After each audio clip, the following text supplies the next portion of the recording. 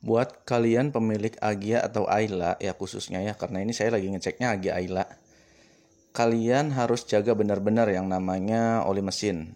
Nah, kenapa harus dijaga? Kalian bisa lihat sendiri ya. Ini satu alasannya kalian harus jaga yang namanya oli mesin, jangan sampai kena oli palsu atau telat ganti oli.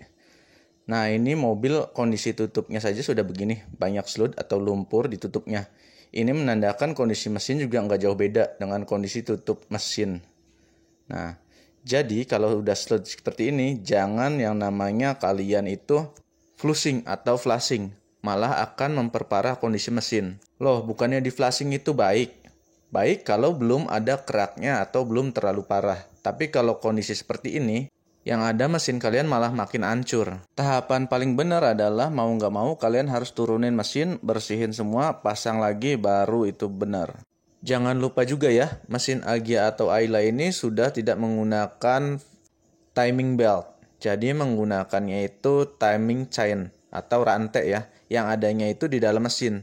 Jadi kekuatan atau keawetan rantai itu sendiri tergantung dari oli mesin atau kondisi dalam mesinnya.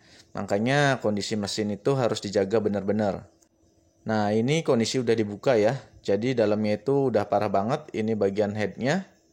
Bagian cover headnya juga udah kotor banget. Kerak-keraknya ini. Kalian bisa lihat sendiri ya. Di bagian dindingnya itu, keraknya itu udah tebel banget.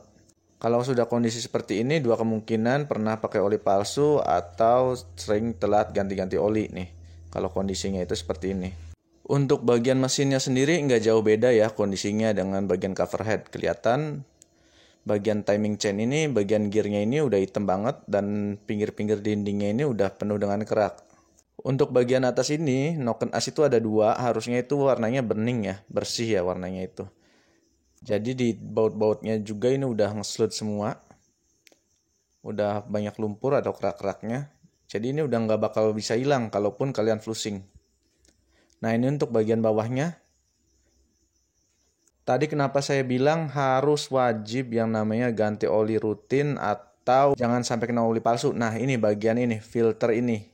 Kalau filter ini mampet, itu oli nggak akan bisa naik ke atas. Jadi ini filter pompa olinya itu ada di sini. Ini semua kotoran itu difilter di sini. Jadi kalau ini mampet, oli nggak akan bisa naik ke atas dan bagian atas itu kering. Jadi makanya ini harus dijaga. Kalau kalian flushing udah kotor gini, ini malah bikin tambah mampet bagian dalamnya itu. Nah, itulah kenapa saya bilang dari awal itu kalau misalkan kalian flushing itu akan malah memperparah kondisi mesin. Oke, kita lihat ya bagian dalam dari filter pompa oli ini. Jadi untuk bagian dalamnya itu seperti ini. Nah, di dalamnya ini ada jaring-jaring kecil. Jaring-jaring kecil ini ya untuk memfilter kotoran-kotoran atau gram-gram besi supaya nggak naik lagi ke atas yang sudah ada di bawah itu. Nah, filter ini kalau mampet ya udah nggak bisa bekerja. Nanti di indikator speedometer itu yang bagian olinya itu dia akan nyala karena oli itu nggak naik ke atas. Oke, jadi bisa dimengerti ya. Jadi jangan bandel kalian buat ganti oli secara rutin nih.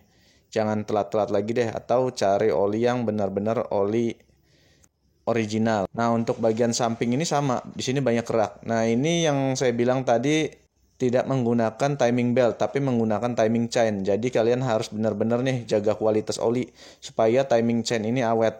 Karena untuk ganti timing chain ini sendiri bisa habis 1 jutaan lebih. Untuk timing chain sendiri ini bisa bertahan sampai 200 ribuan kilometer kalau misalkan kalian penggunaannya itu olinya itu bagus ya. Tapi kalau udah kayak gini nih pasti harus diganti. Selain gearnya udah pada tajam, ini rantainya juga udah kendor, terus tensionernya juga pasti udah nggak bener. Oke, jadi mungkin itu saja ya. Jangan lupa like, follow, dan subscribe ya. Dan jangan lupa ganti oli secara rutin dan gunakan yang original, apapun mereknya ya.